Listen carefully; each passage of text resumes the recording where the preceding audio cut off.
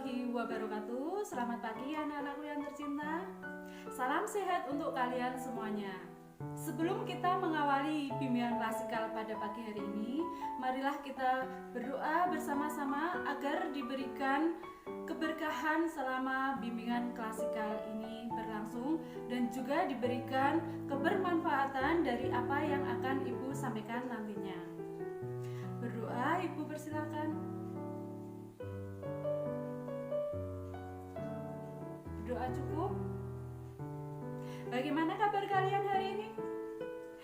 Alhamdulillah, kalian semua selalu dalam lindungan Allah Tuhan Yang Maha Kuasa, karena Ibu lihat partisipan dalam Zoom ini sebanyak 33 orang termasuk Ibu sendiri.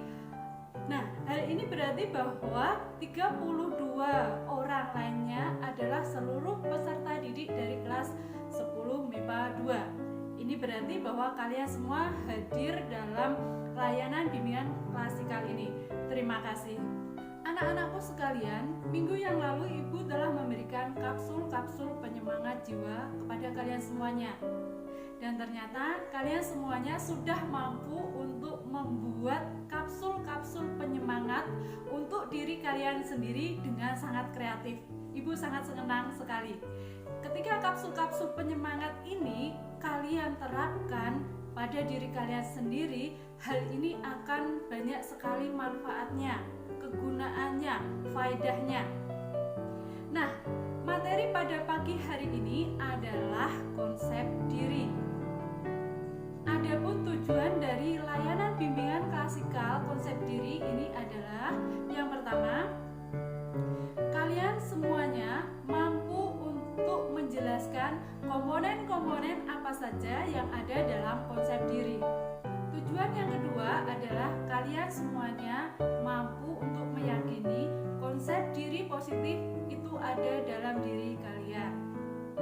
Nah, tujuan yang terakhir atau ketiga adalah kalian semua mampu untuk menerapkan konsep diri positif dalam diri kalian.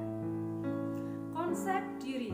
Ketika Ibu berbicara tentang konsep diri, kata konsep diri, tentu kata itu sudah tidak asing lagi bagi kalian. Kalian pasti dalam kehidupan sehari-hari sudah familiar dengan kata konsep diri. Nah, apa sih arti konsep diri itu? Siapa di antara kalian yang tahu? Ada yang mau menjelaskan mengenai konsep diri? Sebelum Ibu menjelaskan lebih lanjut? Belum ada? Nah, Ibu lanjutkan ya. Jadi, konsep diri adalah persepsi keseluruhan yang dimiliki seseorang atau individu mengenai dirinya sendiri. Tentu saja persepsi ini meliputi misalnya saja keyakinan, pandangan, dan juga penilaian terhadap dirinya sendiri secara keseluruhan. Lalu, komponen-komponen apa saja yang ada dalam diri individu atau seseorang? Nah, komponen-komponen konsep diri yang ada dalam diri seseorang ini meliputi 5 hal. Yang pertama adalah gambaran diri. Nah, gambaran diri. Gambaran diri ini adalah sikap yang dimiliki seseorang atau individu terhadap tubuhnya, baik yang sadar ataupun tidak sadar, yang meliputi performa, potensi tubuh, dan juga pandangan atau perasaan tentang bentuk dan ukuran tubuh. Yang kedua adalah ideal diri, yang berarti bahwa persepsi yang dimiliki individu atau seseorang tentang perilaku yang disesuaikan dengan standar pribadi yang berkaitan dengan cita-cita. Yang ketiga adalah harga diri, yang artinya penilaian individu atau seseorang terhadap hasil yang dicapai dengan cara menganalisa atau menganalisis seberapa jauh perilaku individu atau seseorang tersebut. Yang keempat adalah peran diri. Peran diri ini berarti pola perilaku, sikap, dan aspirasi yang diharapkan individu berdasarkan posisinya di masyarakat. Komponen konsep diri yang terakhir atau kelima adalah identitas diri. Identitas diri ini adalah kesadaran akan dirinya pribadi yang bersumber dari pengamatan dan penilaian sebagai sintetis dari seluruh aspek konsep diri sebagai sesuatu yang utuh. Anak-anakku sekalian, itu tadi kelima komponen-komponen yang ada dalam konsep diri. Nah, yang menjadi pertanyaannya sekarang adalah karakteristik apa yang ada dalam konsep diri positif? Nah, nanti Ibu akan jelaskan satu persatu ya. Yang pertama adalah merasa mampu menyelesaikan masalah atau merasa mampu memecahkan masalah. Nah, individu yang mempunyai konsep diri positif akan merasa mempunyai kemampuan dalam problem solving. Jadi apapun itu masalahnya, dia yakin, optimis untuk bisa menyelesaikan masalahnya. Lalu yang kedua, karakteristik yang kedua adalah merasa setara dengan orang lain. Nah, anggapan bahwa dirinya sama seperti orang lain, jadi tidak merasa minder. Karena memang dirinya secara utuh itu sama seperti yang lainnya. Yang ketiga adalah menerima pujian dengan tidak malu. Nah, ini bukan berarti merasa sombong ya. Jadi individu yang mempunyai karakteristik konsep diri positif ini tidak malu dalam menerima pujian, tetapi tidak juga sombong. Karakteristik yang keempat atau yang terakhir adalah mampu memperbaiki diri. Kemampuan untuk memperbaiki diri ini merupakan kemampuan untuk proses merefleksi diri untuk memperbaiki perilaku yang dianggap kurang. Anak-anakku sekalian, itu tadi komponen-komponen yang ada dalam konsep diri dan juga karakteristik konsep diri positif. Nah, sampai di sini ada yang ingin ditanyakan? Atau mungkin ada yang kurang jelas dalam materi bimbingan klasikal yang Ibu sampaikan tadi? Silakan kalau ada yang ingin bertanya. Nah, karena tidak ada yang bertanya, maka Ibu yang akan bertanya ya.